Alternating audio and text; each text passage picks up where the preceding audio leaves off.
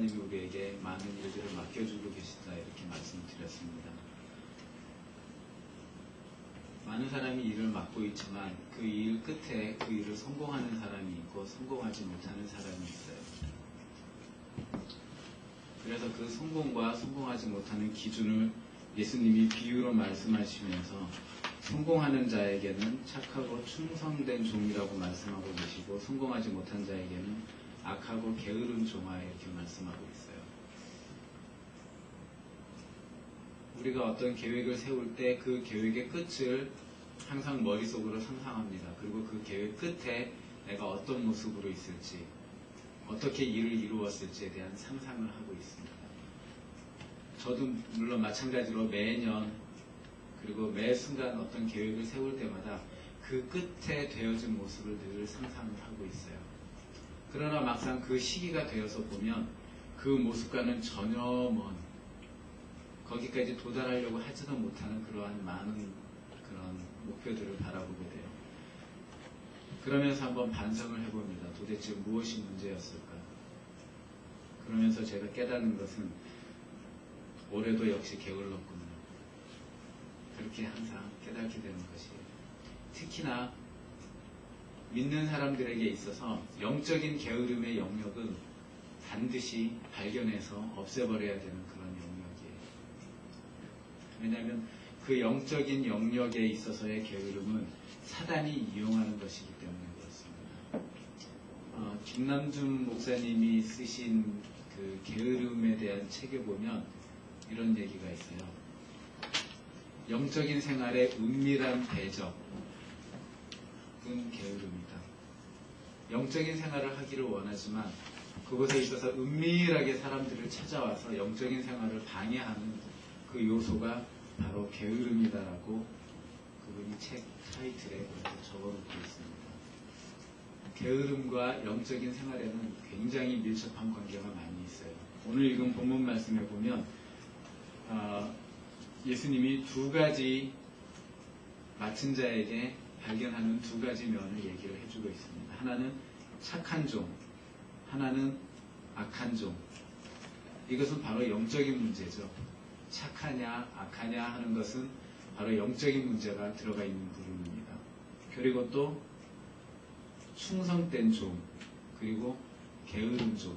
그래서 착하고 충성된 종이 있고 악하고 게으른 종이 있어요. 즉 이 얘기는 게으르면 악하다라는 얘기가 되는 거예요. 그렇죠.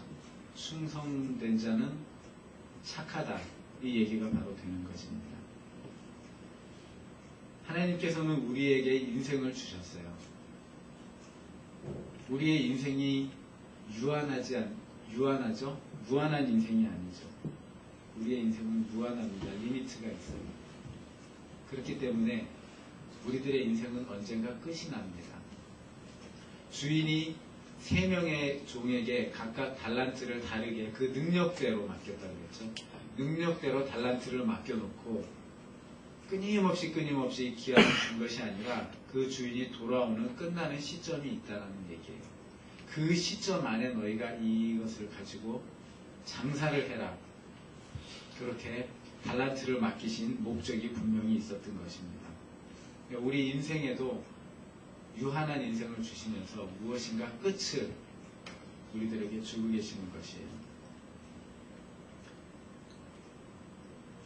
우리가 오늘 들은 본문 말씀 가운데에서 첫 번째 예수님이 말씀하신 게으름은 악한 것이다에 대해서 우리가 생각을 해보기를 원합니다. 왜 게으름이 악한 것일까요?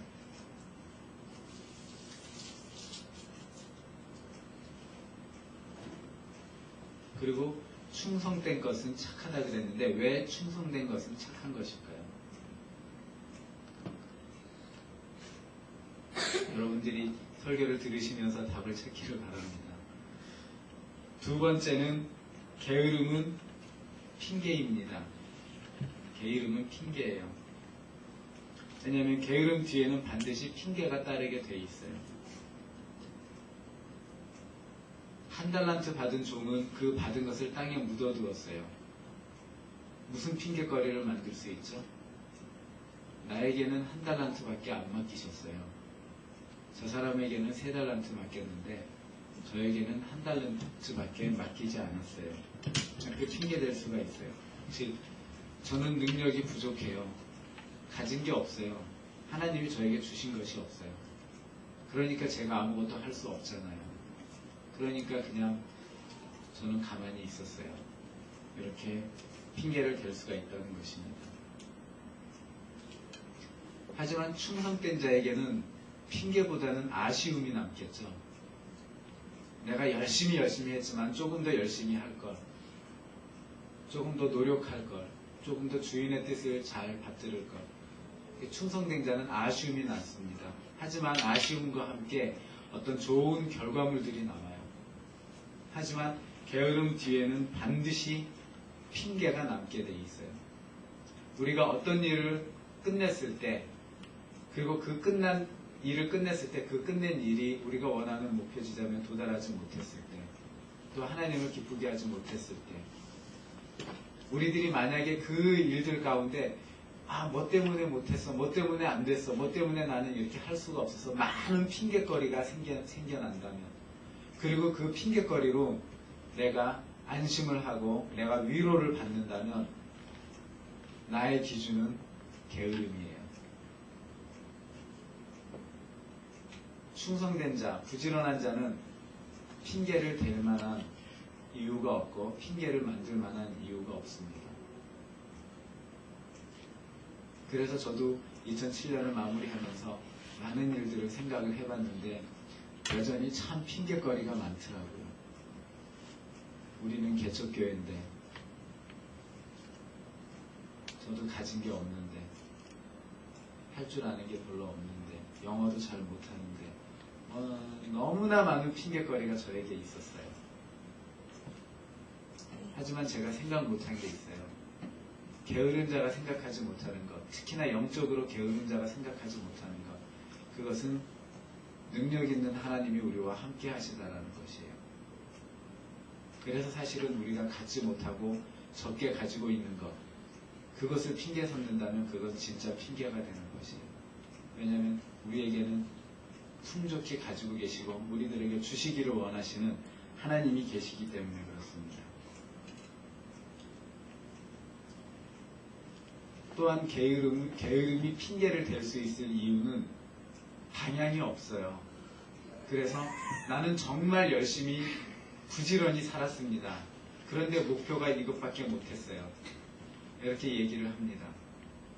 하지만 정말 열심히 살았는데 우리의 방향이 어디였는지, 삶의 방향이 어디였는지, 어디를 목표로 두었는지, 그 목표를 이루기 위해서 우리가 과정 중에 행한 우리의 결정들, 행동들이 과연 올바른 것이었는지, 아니면 내가 좋아하는 것들, 내가 하고 싶은 것들을 위주로 이루어졌기 때문에 결국은 그 목표에 도달하지 못했다면 내가 너무나 분주하고 바쁘게 쫓아다녔던 그것조차도 사실은 게으름이 될 수가 있어요. 그건 진짜 영적인 게으름이에요. 왜냐하면 내가 원하는 것만 쫓아다녔기 때문에, 그래서 너무 바빴기 때문에, 그래서 분주했기 때문에, 그래서 하나님이 원하시는 그 위치와 하나님이 원하시는 타겟을 맞추지 못했기 때문에 그렇습니다. 그래서 방향 없이 분주한 것, 방향 없이 부지런한 것, 그건 역시 게으름이에요. 그래서 게으름의 반대는 부지런함이 아니라 충성이라고 그렇게 우리가 생각해 볼 수 있어요. 그래서 부지런하고 착하고 부지런한 종아, 주님이 그렇게 말씀하신 것이 아니라 착하고 충성된 종아, 이렇게 말씀을 하고 계시는 것입니다. 또한 게으름은 잘못된 지식에서부터 비롯된다라고 예수님이 비유를 통해서 말씀해 주시고 계세요. 잘못된 지식 때문에 거기에는 잘못된 판단이 따르게 되어 있어요. 1달란트 받은 종이 가진 지식은 무엇이었죠? 본문 말씀에 주인님은 심지 않은 데에서 거두실 수 있는 분입니다. 이렇게 얘기를 하고 있어요. 주인님은 심지 않은 데에서 거두시는 분입니다. 그래서 내가 땅에 묻어두어도 주인님은 심지 않은 데서, 노력하지 않은 데서 걷는 분이시기 때문에 별 문제 없을 거라고 생각을 했습니다. 이렇게 잘못된 지식이 핑계를 만들었어요. 그를 게으르게 만들었어요. 그래서 주인이 그렇게 얘기를 하죠. 네가 그렇게 알았다면 차라리 이 돈을 이자라도 주어야 되지 않겠냐. 다른 사람에게 빌려라도 주어서 이자라도 받게 해야 되지 않겠냐. 나는 그런 사람이 아니다. 심지 않은 데에서 거두는 그런 사람이 아니다라고 말씀을 하고 계시는 것이에요. 우리들이 잘못된 지식, 하나님에 대한 잘못된 지식, 우리의 목표에 대해서 잘못된 지식은 잘못된 판단을 만듭니다. 그래서 우리를 게으르게 만드는 것이에요. 이 사람이 1달란트 받은 사람이 만약에 자기 신이 받은 1달란트를 다른 사람에게 빌려주었다면 그 1달란트가 필요했던 어떤 사람은 그 1달란트로 열심히 일을 했을 것입니다. 필요했기 때문에. 그래서 이자를 남겨서 주인에게 이자를 주었을 것이에요. 여기에는 굉장히 중요한 교회 생활의 지침이 들어있어요. 물론 우리 교회 분들은 아직 그런 분들이 없지만 간혹 제가 사역을 하다 보면 그런 분들이 있어요. 어떤 직책을 맡았어요. 그리고 그 직책을 자기 손에 꽉 쥐고 있어요. 그러면서 일을 안 해요. 근데 다른 사람은 너무너무나 열심히 일을 하고 싶어요. 그 일을 하고 싶어요. 그런데 그 사람이 그 일을 딱 잡고 있기 때문에 그 사람이 노여워할까봐,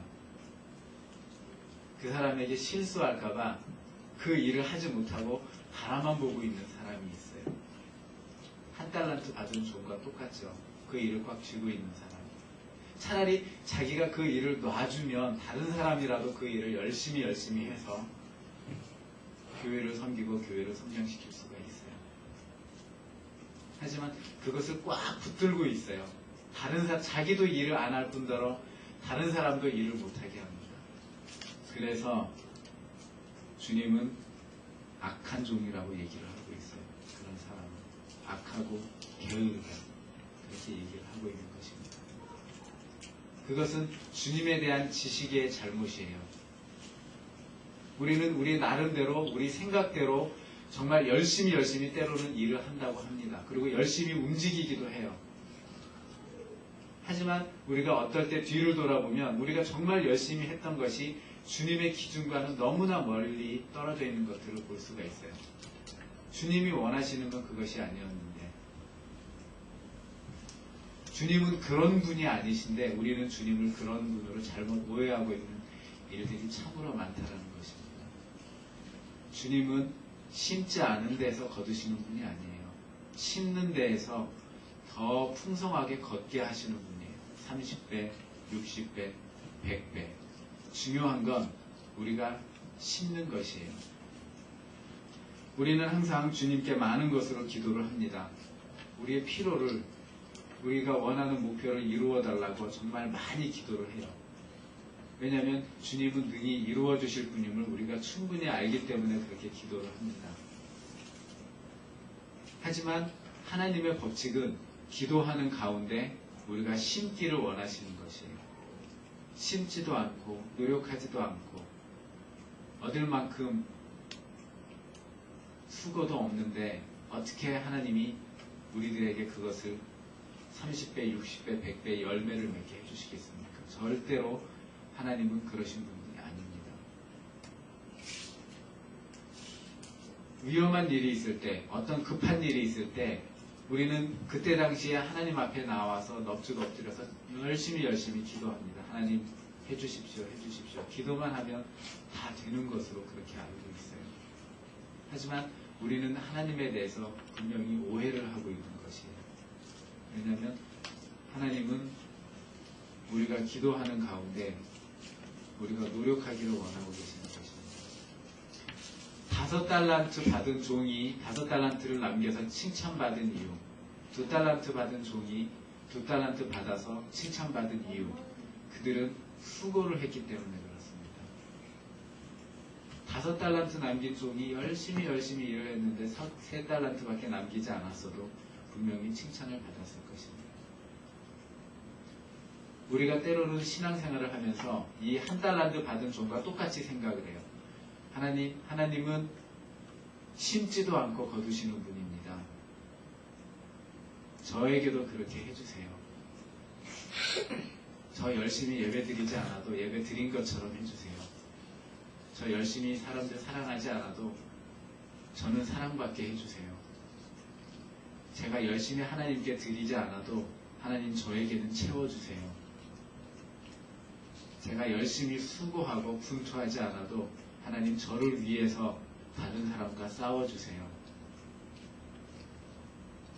그것이 바로 한 달란트 받은 종이 가지고 있던 오해입니다. 잘못된 지식이었어요. 그래서 그는 악하고 게으른 종이다라는 그러한 얘기를 듣게 되었습니다. 일이 크든 작든 내가 어떤 달란트를 받았든 우리들에게 무엇인가 사소한 것을 맡기셨을 때는 하나님이 우리의 능력을 아시고 그 능력만큼 우리가 노력하기를 원하시는 것이에요. 그래서 열심히 그것을 가지고 일을 하기를 원하시는 것입니다. 충성된 자는 뭐죠? 충성된 자는 하나님이 원하시는 의도를 항상 파악하려고 노력하는 자예요. 그것이 충성된 자입니다.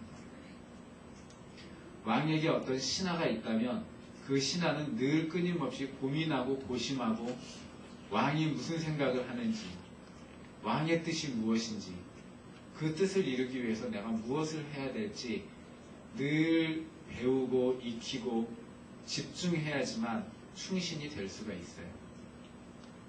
간신되기는 쉽지만 충신되기는 참 힘듭니다.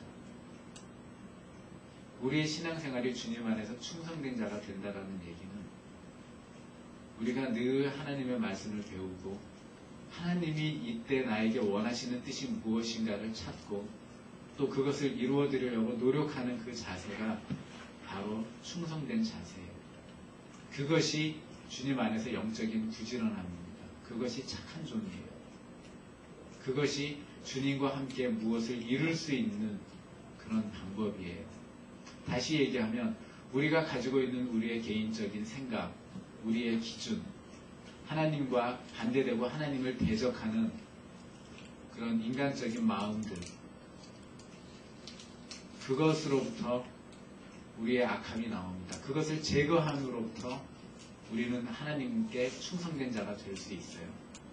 게으른 자는 결국 모든 것을 빼앗기게 됩니다. 게으른 자는 모든 것을 빼앗기게 돼요. 아무것도 소유하지 못합니다.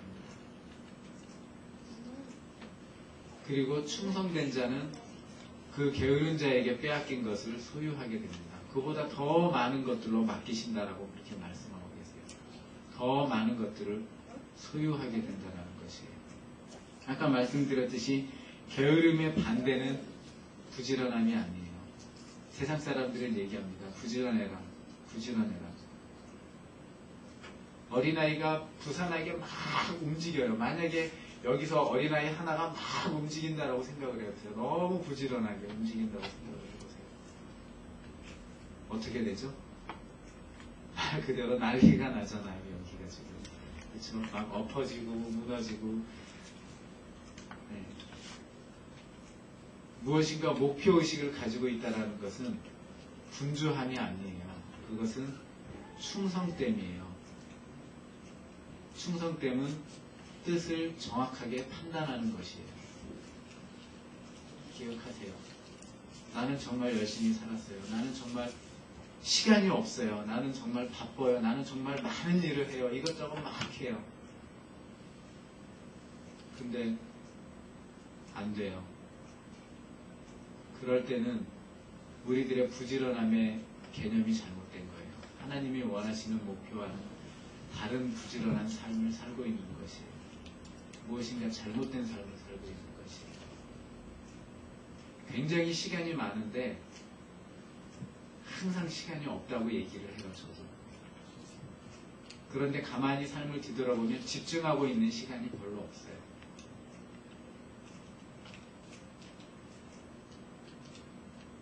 그리고서 하나님한테 기도해야 되는 시간, 찬양해야 되는 시간, 한 번이라도 말씀 보는 시간은 너무 내 삶이 바쁘기 때문에 전혀 엄두를 못 내요.